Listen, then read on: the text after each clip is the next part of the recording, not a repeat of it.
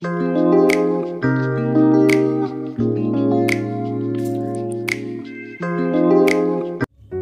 Express channel में हम अपने दर्शकों का हार्दिक अभिनंदन करते हैं।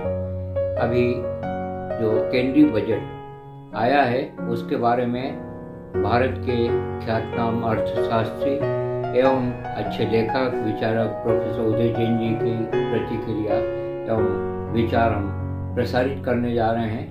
आपकी भी प्रतिक्रियाओं का स्वागत है सर। नमस्कार। नमस्कार। नमस्कार सर, जो अभी ये नया बजट आया है इसके बारे में आपकी क्या प्रतिक्रिया रहेगी, आप क्या कहना चाहेंगे? वैसे मैं अपनी प्रतिक्रिया व्यक्त कर चुका हूँ। भारत का यह बजट जो है भारत के अमृत काल का पहला बजट है और इस बजट में भारत की अर्थव्यवस्था को, जो एक विकासशील अर्थव्यवस्था है, उस अर्थव्यवस्था को विकसित अर्थव्यवस्था बनाने की दिशा में उठाया गया एक महत्वपूर्ण कदम मैं मानता हूँ।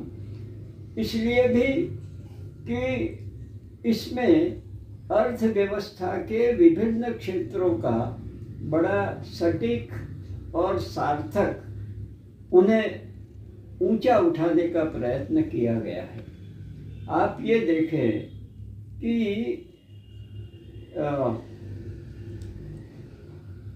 यह जो बजट है यह कृषि को प्राधान्यता देने वाला बजट है। यह बजट जो है जिसमें देश की सुरक्षा का भी पर्याप्त ध्यान रखा गया है। लगभग 6 लाख करोड़ का आवंटन देश की सुरक्षा के लिए, प्रतिरक्षा के लिए आवंटित किया गया है। तो भारत को एक विकसित राष्ट्र के रूप में बनाने के लिए ये बहुत बड़ा कदम सिद्ध होगा। और मैं ऐसा मानता हूँ कि प्रधानमंत्री नरेंद्र मोदी जी का स्वप्न जो है कि भारत की अर्थव्यवस्था $5 ट्रिलियन की अर्थव्यवस्था बने। अभी जो भारत की अर्थव्यवस्था की स्थिति है वह $3.5 ट्रिलियन की है। मैं सोचता हूँ कि यह बजट अगले 1 साल में देश की इकोनॉमी को कम से कम $4 ट्रिलियन की इकोनॉमी के रूप में परिवर्तित कर सकेगा, ऐसा मेरा अनुमान है। एक सवाल सर हम आपसे करना चाहेंगे कि विरोधी दल ये कह रहे हैं कि ये जो बजट आया है ये किसान विरोधी है और मजदूर विरोधी है। आपकी क्या प्रतिक्रिया रहेगी, क्या कहना चाहेंगे आप?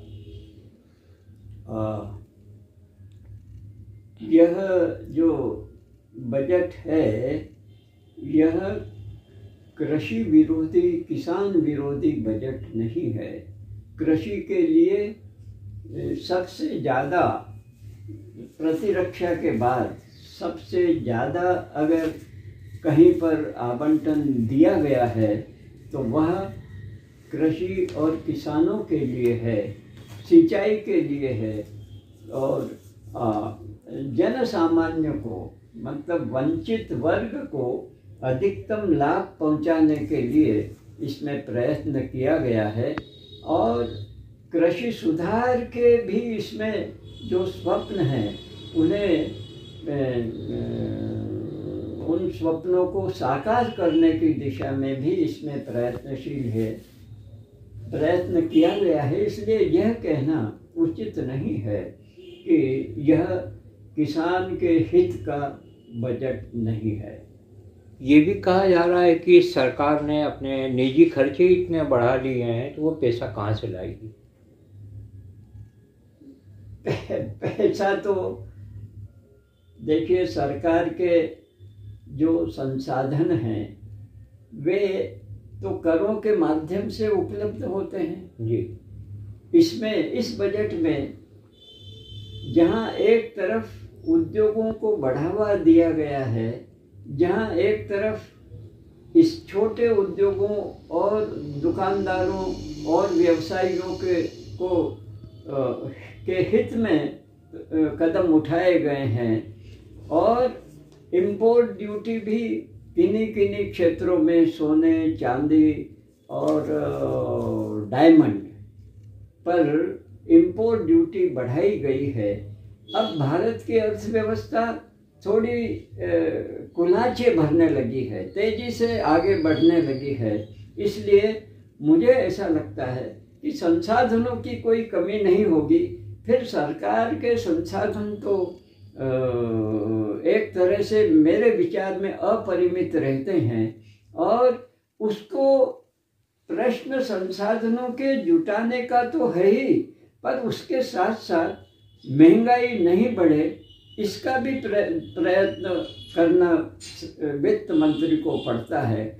इसलिए यह एक संतुलित बजट मैं मान सकता हूँ, किंतु इसमें राजनीति की गंध हमें आती हुई दिखाई देती है। दिसंबर के आसपास क्योंकि 5 राज्यों के चुनाव भी हैं, इसलिए इस बजट में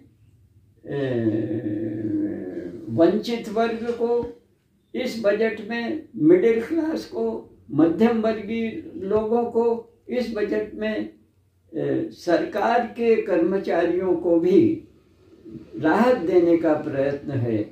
व्यक्तिगत तौर पर आप देखें तो आयकर की जो स्थिति है, आयकर की जो सीमा है वह बढ़ा करके 7 लाख कर दी गई है, जबकि पहले जो आयकर की सीमा थी यानी व्यक्ति की आय पर जो कर लगता था वह पहले 5 लाख रुपए तक था। अब इसे बढ़ा करके इस बजट में 7 लाख कर दिया गया है। तो हमें ऐसा लगता है कि जो देश में करदाताओं की संख्या है, शायद 85-90% लोग अब कर देने से मुक्त हो जाएंगे और इसलिए इस बजट को मैं एक इसलिए राजनीतिक बजट भी कहता हूँ कि आसन्न चुनावों में जो सत्तारूढ़ पार्टी है उसको इसका पर्याप्त लाभ मिलेगा। फिर आप ये देखिए कि प्रधानमंत्री आवास योजना का जो खर्च है उसे करीब करीब पिछले साल की तुलना में दुगना कर दिया गया है। यानी जिन वंचितों के सर पर छत नहीं है उन्हें प्रधानमंत्री आवास योजना के माध्यम से आवास प्रदान किए जाएंगे। शिक्षा के संदर्भ में भी और स्वास्थ्य के संदर्भ में भी करीब करीब 153 नए नर्सिंग कॉलेज इस बजट में खोले जाएंगे। ऐसे हम देखें तो यह बजट सभी के हित का बजट है। देश की अर्थव्यवस्था को नई उड़ान देने वाला बजट हम इसे कह सकते हैं, ऐसा हम सोचते हैं। एक सवाल राष्ट्रीय हित में हम और करना चाहेंगे। जैसे आपने बताया कि 5 लाख रुपए की आमदनी जिनकी थी उनको आयकर मुक्त रखा गया था, अब 7 लाख हो गया। जो इससे देश का नुकसान नहीं होगा क्या? टैक्स कम नहीं आएगा? ये नुकसान किस तरह से मानते हैं? नुकसान इसमें नुकसान इसलिए नहीं कि करदाताओं की संख्या लगातार बढ़ रही है। अभी हम ऐसा सोचते हैं कि लगभग 6 करोड़ लोग, 6.5 करोड़ लोग, 6 करोड़ 50 लाख लोग कर प्रदान करते हैं, आय कर देते हैं। हम ऐसा सोचते हैं कि जो सुविधाएं और नए आय के साधन जुटाने का जो प्रयत्न है, जो नए MSME आ रहे हैं, मतलब छोटे उद्यमी बन रहे हैं, सरकार का ध्यान इस पर है कि आप नौकरी तो करें, किंतु उसके साथ साथ अगर आप कोई उद्यम स्थापित करते हैं तो उससे केवल न आपको आय होगी, वरन आप कुछ लोगों को नौकरी भी प्रदान कर सकेंगे, उनकी सेवाओं का भी लाभ ले सकेंगे, और इस तरह से सरकार की आय पर हमें नहीं लगता कि कोई इसका बुरा प्रभाव पड़ने वाला है, वरन सरकार की आय तो और बढ़ेगी ही, क्योंकि देश में उद्योगों का जाल फैल रहा है, नए लोग नए उद्यमी बन रहे हैं। आज का युवा केवल नौकरी नहीं चाहता है, वह चाहता है कि उसका भी अपना व्यवसाय हो, उसका अपना व्यापार हो, उसका अपना उद्योग हो। अगर ये स्थिति बनती है तो मैं नहीं सोचता कि सरकार की आय पर कोई असर पड़ेगा। सरकार की आय बढ़ेगी, सरकार के खर्च भी बढ़ेंगे, आय भी बढ़ेगी, और एक संतुलन की तरह से देश की अर्थव्यवस्था आगे बढ़ेगी, ऐसा हम सोचते हैं। आज की इस वैचारिक चर्चा में एक सवाल हम आपसे और करना चाहेंगे कि इस बजट में आप क्या सुझाव देना चाहेंगे कि ऐसा होता तो बजट और अच्छा होता, क्या कहना चाहेंगे सर? इस बजट में फार्मा उद्योग यानी दवाई उद्योग के विकास के लिए अच्छे प्रयत्न किए गए हैं, और उसके लिए 1250 करोड़ रुपए की व्यवस्था की गई है। शायद आपको जानकारी होगी कि अमेरिका में जो जेनेरिक दवाइयाँ बिकती हैं वो करीब 40% हिंदुस्तान से अमेरिका आयात करता है, यानी हम निर्यात करते हैं। मैं सोचता हूँ कि यह जो 40% का आंकड़ा है, अगर इसे बढ़ा करके 75% तक ले जाया जाए तो हम सोचते हैं कि फार्मा सेक्टर और ज़्यादा मजबूत होगा। इसी तरह से जेनेरिक दवाएं जो हिंदुस्तान से निर्यात की जाती हैं, ब्रिटेन अपनी आवश्यकता का 25% भारत से आयात करता है। क्योंकि अफ्रीका के बहुत से देश हैं, यूरोप के भी अन्य देश हैं, अगर उनसे संपर्क किया जाए तो फार्मा सेक्टर हिंदुस्तान का एक तरह से प्रमुख सेक्टर बन सकता है, और उससे दुनिया में लोगों का स्वास्थ्य भी सुधरेगा और भारत के लोगों को और सस्ती दवाएं मिल सकेंगी, ऐसा हम सोचते हैं। अगर ऐसा होता तो बहुत अच्छा होता। दूसरी बात यह कि प्रधानमंत्री का जो स्वप्न है कि हर परिवार को छत उपलब्ध होना चाहिए, आवास उपलब्ध होना चाहिए, इसी तरह वे चाहते हैं कि हर हिंदुस्तान के हर परिवार को, चाहे वह सुदूर गांव में रहने वाला हो या शहर में हो या मलिन बस्तियों में रहता हो, उसको आवास उपलब्ध अवश्य होना चाहिए। और आवास के साथ साथ उनका स्वप्न ये भी है कि हर घर में पीने की शुद्ध पानी की व्यवस्था भी पहुंचना चाहिए। अगर इसके लिए हमें घनीभूत प्रयत्न करना पड़े तो भी हम करें, ताकि हिंदुस्तान दुनिया के विकसित देशों में भी सबसे ऊपर की स्थिति में पहुँचे।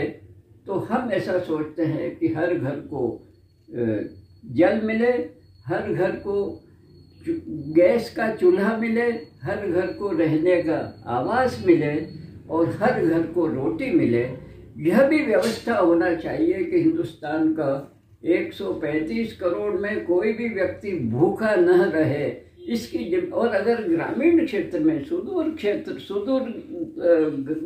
गांवों के ग्रामीण क्षेत्र में अगर कोई भूखा रहता है तो उसके लिए गांव के सरपंच को जिम्मेदार ठहराना चाहिए हम ऐसा चाहते हैं कि अगर यह भी संभव हो तो अवश्य किया जाना चाहिए।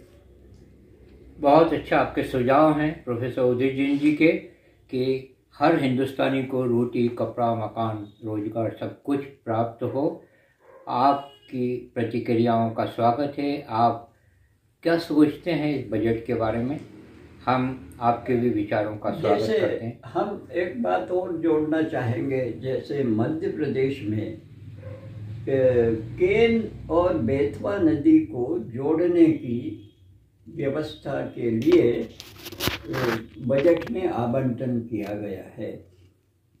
क्योंकि हिंदुस्तान में बरसात का पानी आकाश से तो धरती पर आता है, वह नदियों और नालों में भी जाता है, पर उस पानी को संचित करने की पर्याप्त व्यवस्था नहीं है।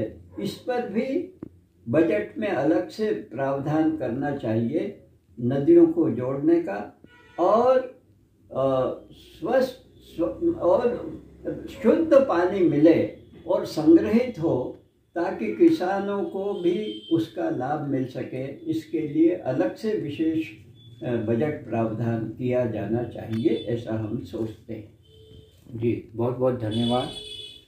आपकी प्रतिक्रियाओं का स्वागत है। प्रोफेसर उदय जैन जी के इस सकारात्मक विचारों का हम स्वागत करते हैं।